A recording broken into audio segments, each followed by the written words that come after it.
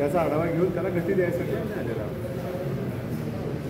आज जयंत पाटील आणि दादासोबत अर्धा तास एक बंद कमऱ्यामध्ये चर्चा झाली आहे. काय सांगा?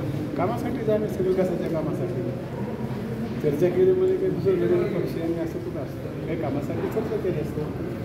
छत्रपती शिवाजी महाराजांचा अपमान केला अशी प्रशांत कोळकर दुबईला पळून गेला आहे. त्याच्यावरून विजय वडेट्टीवार यांनी गृह खात्याला जिम्मेदार ठरवला आहे आणि गृह खात्याने पळून लावलं असा आरोप केला आहे. काय सांगा?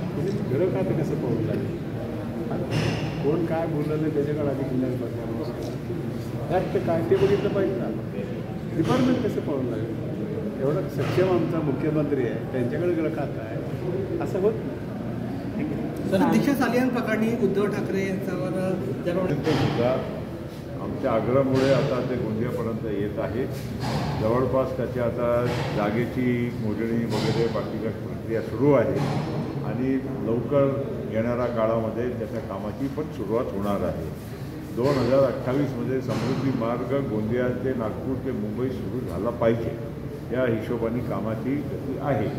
दुसरा, गोंदियाला समृद्धी महामार्गाच्या माध्यमातून एक रिंग रोड आम्ही तयार करत आहोत, जे तिरोडा रोडला